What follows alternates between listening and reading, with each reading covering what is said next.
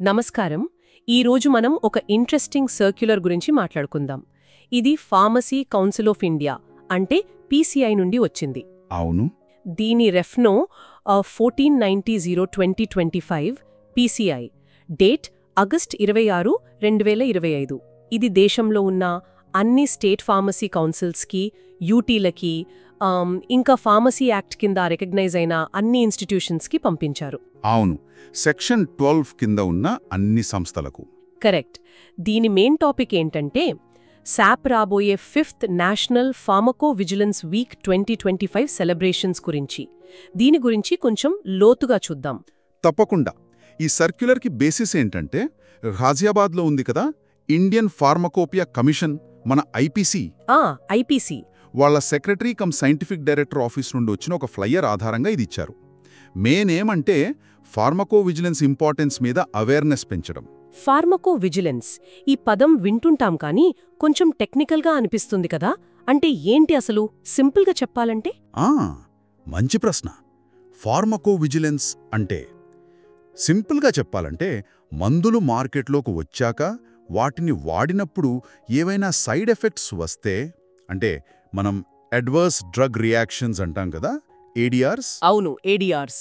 వాటిని కంటిన్యూస్గా మానిటర్ చేయడం, ఆ ఇన్ఫర్మేషన్ గ్యాదర్ చేయడం, దాన్ని అనలైజ్ చేయడం, ఎందుకొస్తున్నాయి అని అర్థం చేసుకోవడం, ఆ తర్వాత వాటిని ఎలా ఆపొచ్చు లేదా తగ్గించొచ్చు అని చూడటం, ఇదంతా కలిపి ఫార్మకో విజిలెన్స్. ఓ, అంటే ఇదొక కంటిన్యూస్ ప్రాసెస్ అన్నమాట మందు సేఫ్టీ కోసం. ఖచ్చితంగా.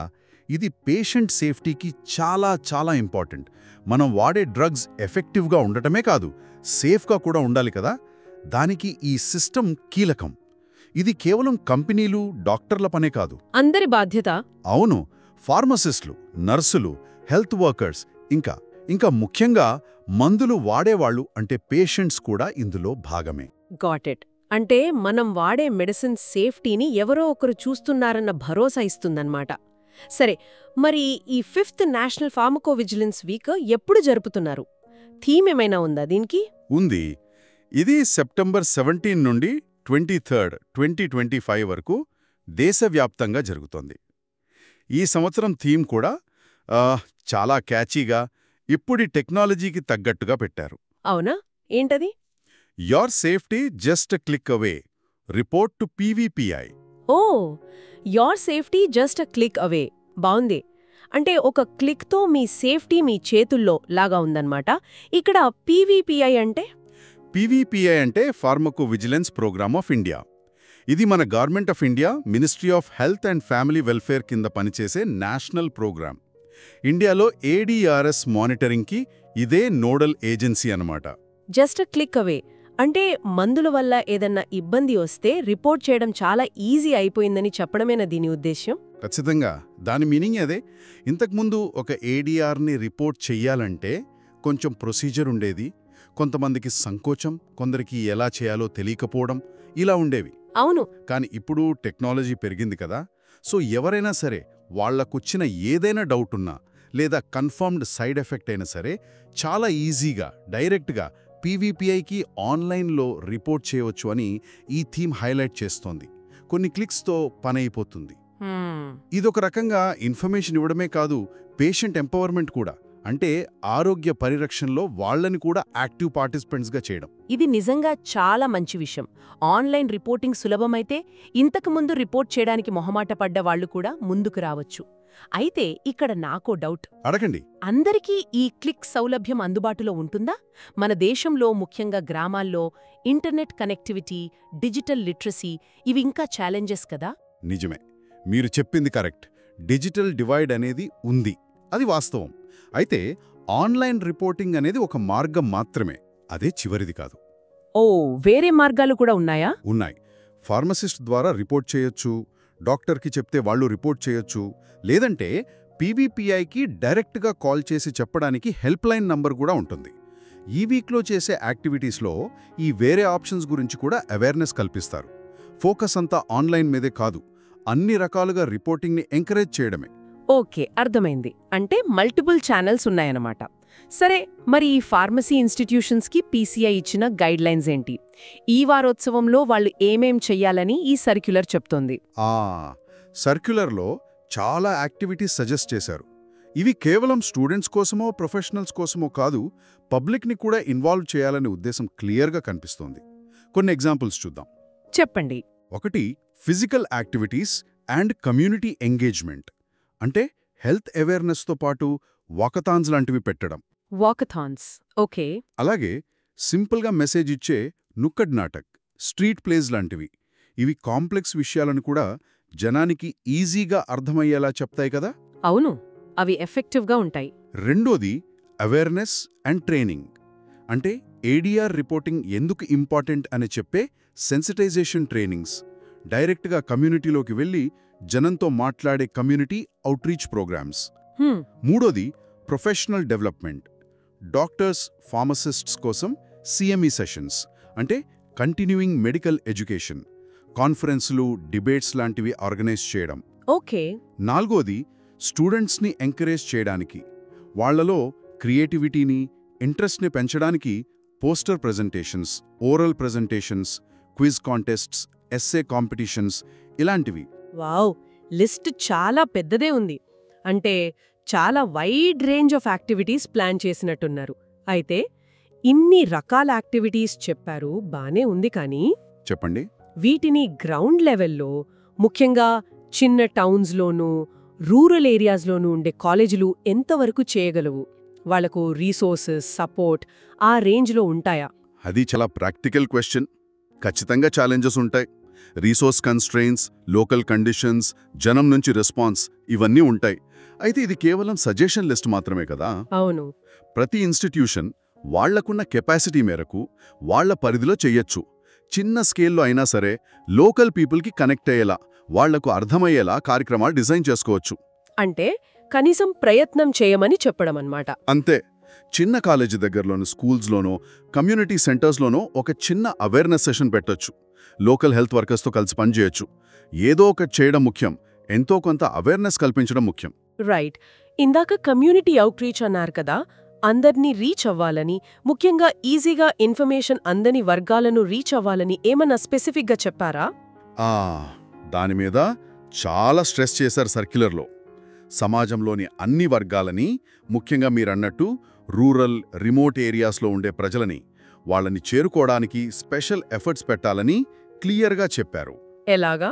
గ్రామాల్లో అయితే పంచాయతీల్ని, టౌన్స్లో అయితే మున్సిపాలిటీల్ని, మున్సిపల్ కార్పొరేషన్లని కాంటాక్ట్ చేసి వాళ్ల సపోర్ట్తో పేషెంట్ సేఫ్టీ మీద, ఏడీఆర్ రిపోర్టింగ్ ఇంపార్టెన్స్ మీద పెద్ద ఎత్తున అవేర్నెస్ ప్రోగ్రామ్స్ చేయాలని కోరారు. గ్రేట్. అంటే ఇది కేవలం అర్బన్కే కాదు, గ్రాస్ రూట్ లెవెల్కి కూడా వెళ్లాలనే ప్రయత్నం. అవును, ఖచ్చితంగా. ఇది చాలా అవసరం కూడా, ఎందుకంటే మెడిసిన్స్ వాడకం అన్ని చోట్లా ఉంది కదా. మరి ఈ రోజుల్లో ఇన్ఫర్మేషన్ స్ప్రెడ్ చేయడానికి సోషల్ మీడియా చాలా పవర్ఫుల్ టూల్. దాని రూల్ గురించేమన్నా చెప్పారా? తప్పకుండా.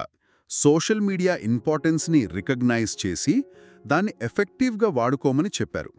ఫార్మసీ ఇన్స్టిట్యూషన్స్ వాళ్ళ ఆఫీషియల్ సోషల్ మీడియా ప్లాట్ఫామ్స్ ఉన్నాయి కదా. ఫేస్బుక్, ఎక్స్ అంటే పాత ట్విట్టర్, లింక్డ్ఇన్, ఇన్స్టాగ్రామ్, వాట్సాప్ ఉన్నాయి. వీటన్నిటి ద్వారా ఈ 5th national pharmaco vigilance week 2025 గురించి బాగా ప్రచారం చేయాలని చెప్పారు. ప్రచారం అంటే జస్ట్ ఈ వారం జరుపుతున్నామని చెప్పడమేనా, లేక ఇంకా ఏమైనా చేయాలా? కాదు, కేవలం అనౌన్స్మెంట్ కాదు. అసలు విషయం జనాల్లోకి వెళ్ళాలి. అంటే పేషెంట్స్కి, కామన్ పీపుల్కి ఏడీఆర్ రిపోర్టింగ్ ఎందుకు ముఖ్యం, ఎలా చేయాలి, దానివల్ల లాభాలేంటి, ఇలాంటి విషయాలపై క్లియర్గా, సింపుల్గా అర్థమయ్యే ఇన్ఫర్మేషన్ షేర్ చేయాలి. ఓకే. ముఖ్యంగా ఈ ఇయర్ థీమ్ ఉంది కదా, your safety just a click away, report to PVPI. దీన్ని బాగా హైలైట్ చేస్తూ పోస్టులు, చిన్న వీడియోలు, ఇన్ఫోగ్రాఫిక్స్ లాంటివి క్రియేట్ చేసి షేర్ చేయమని సజెస్ట్ చేశారు. సోషల్ మీడియా వాడకం బావుంది, కానీ అదో కత్తిలాంటిది కదా. రాంగ్ ఇన్ఫర్మేషన్, మిస్ఇన్ఫర్మేషన్ కూడా అంతే ఫాస్ట్గా స్ప్రెడ్ అవుతోంది. హెల్త్ మ్యాటర్స్లో ఇది ఇంకా డేంజర్. మరి ఈ ప్రచారంలో కరెక్ట్ ఇన్ఫర్మేషన్ మాత్రమే వెళ్లేలా ఏం జాగ్రత్తలు తీసుకోవాలి? చాలా ఇంపార్టెంట్ పాయింట్ ఇది. ఖచ్చితంగా జాగ్రత్త అవసరం.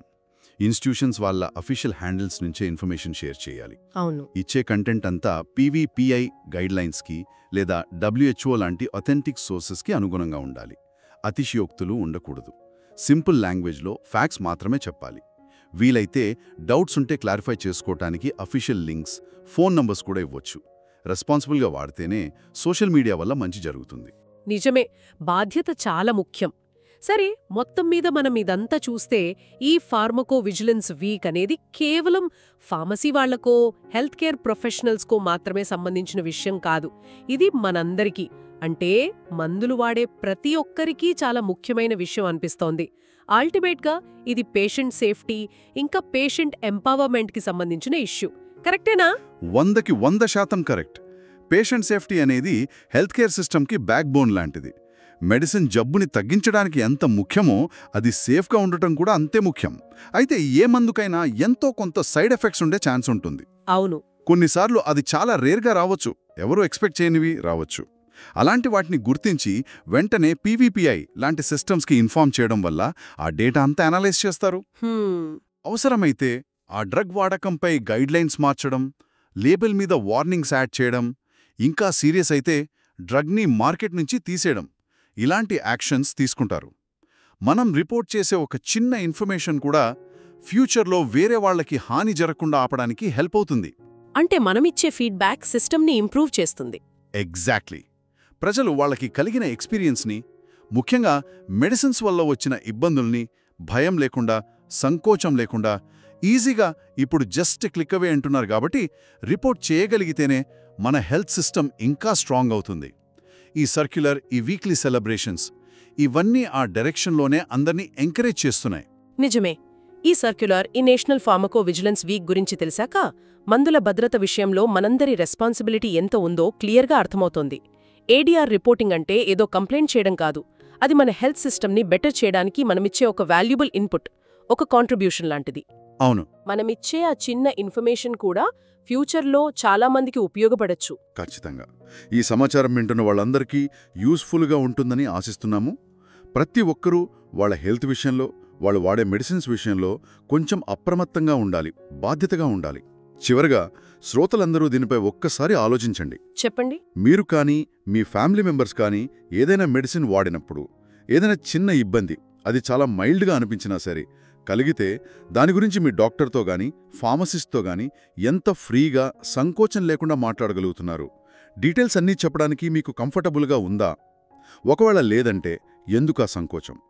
ఈ నేషనల్ ఫార్మకో విజిలెన్స్ వీక్ లాంటి కార్యక్రమాలు జనాల ఆలోచనల్లో, వాళ్ళ బిహేవియర్లో ఈ విషయంలో ఏమైనా పాజిటివ్ చేంజ్ తీసుకురాగలవని మీరు అనుకుంటున్నారా?